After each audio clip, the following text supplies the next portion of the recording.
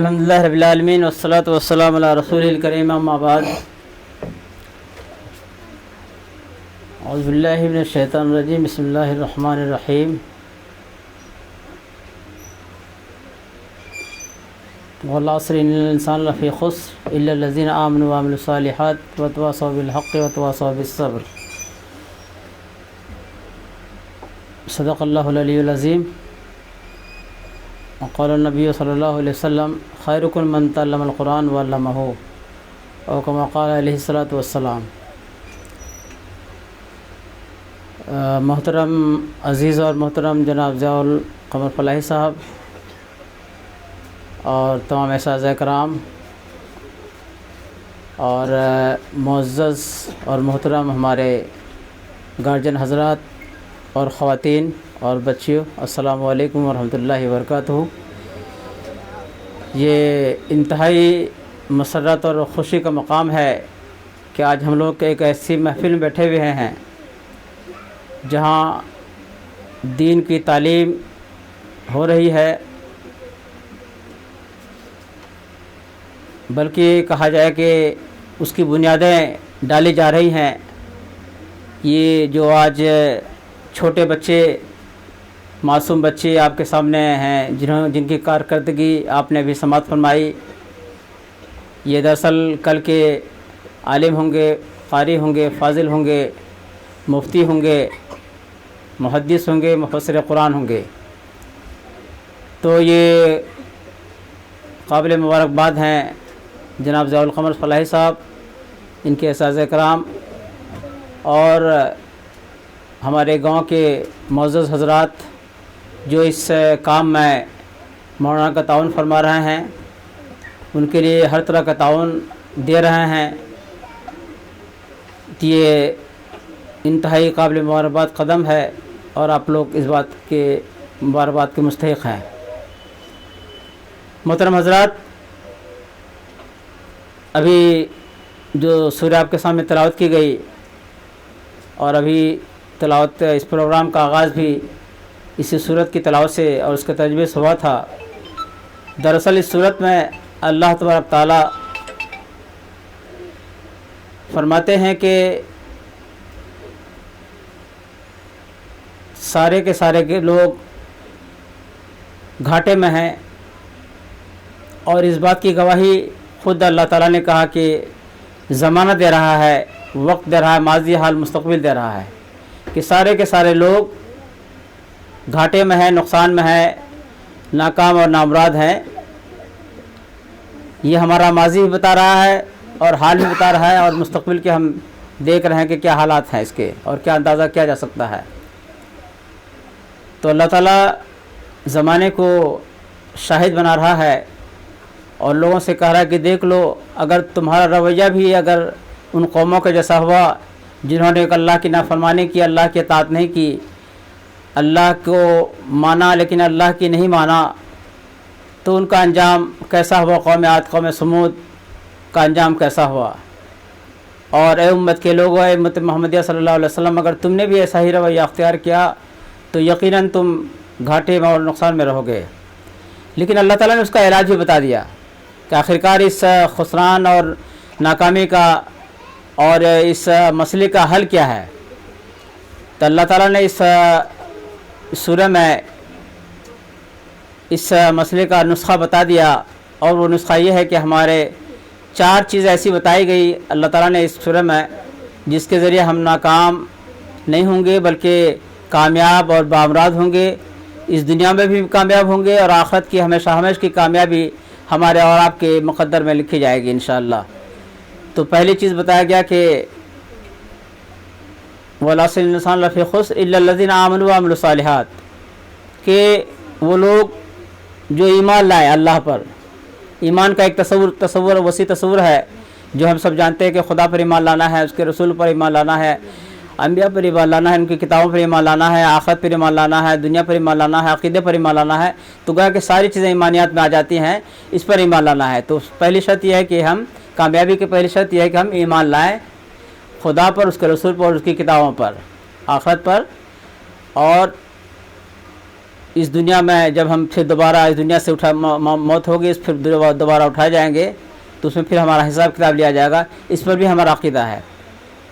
اور جو ہمارے مقدر میں وہ مل کر رہے گا، اس بار بھی ہمارا عقیدہ اور ایمان ہونا چاہیے۔ تو کہا گیا کہ پہلی شرط کیا ہے؟ وہ ایمان ہے۔ دوسری شرط بتائی کہ اللہ تعالیٰ نے کہ وعامل الصالحات کے ایمان کے بعد جو سب سے پہلی چیز ہے وہ یہ ہے کہ اعمال صالحہ آپ کے ساتھ ہو، یعنی جس پر آپ پختہ ایمان رکھتے ہیں، عقیدہ رکھتے ہیں، اس کا اظہار بھی ہونا چاہیے آپ کے عمل سے، ہماری زندگی میں اس کا اظہار ہونا چاہیے۔ اور اس کے اظہار کا سب سے پہلا طریقہ اور سب سے پہلی چیز کیا ہے؟ وہ نماز ہے۔ تو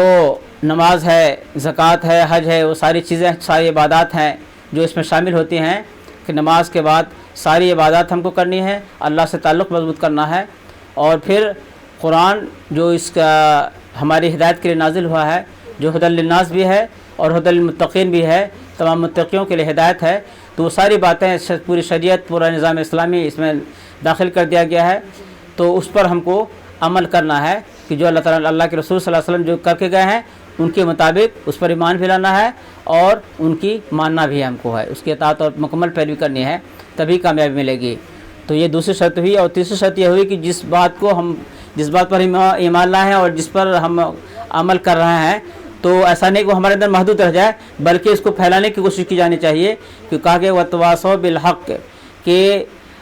حق کی تلقین کرتے رہیں، حق کی تبلیغ کرتے رہیں۔ جو بات آپ نے صحیح سمجھا ہے، جس ایمان کو آپ نے صحیح سمجھا ہے، خدا رسول پر ایمان لانا ہے، یہ صحیح ہے، صحیح عقیدہ ہے، صحیح چیز ہے، صحیح مذہب ہے، تو اس کی تبلیغ بھی کی جائے، اس کو بتایا جائے لوگوں تک۔ ہمارے جو برادران وطن ہیں، جو غیر مسلم بھائی ہیں، جو اس دین سے ناشنا ہے، جس اسلام کو نہیں مانتے ہیں، جس دین کو نہیں مانتے ہیں، ان لوگوں تک ہم اس دین کو پہنچانے کی کوشش کریں۔ یہ ہمارا اور آپ کا سب سے اولین فریضہ بنتا ہے، اور اسی لیے اللہ تعالیٰ نے ہم کو اور پیدا کیا۔ اور تمام انبیاء علیہ السلام، آدم علیہ السلام سے لے کر حضور صلی اللہ علیہ وسلم تک جتنے انبیاء ہیں، ان سب کا مقصد ہی تھا کہ لوگوں کو بلغ ما انزل الیک، جو آپ پر نازل کیا گیا وہ آپ اس کی تبلیغ کریں۔ تو وہ تبلیغ سب سے بڑا فریضہ ہے۔ تو جو مختلف جماعتیں ہیں تبلیغ کر رہی ہیں، جماعت کا کام کر رہی ہیں، اور لوگوں کو دین کی طرف بلا رہی ہیں، دعوت کا کام کر رہی ہیں، اور دین کو قائم کرنے کی کوشش کر رہی ہیں، تو یہ ایک بہت بڑا اہم کام ہے۔ اس کی جدوجہد میں ہم سب کو شریک ہونا چاہیے اور ہم اس کو ساتھ دینا چاہیے، اور شرکت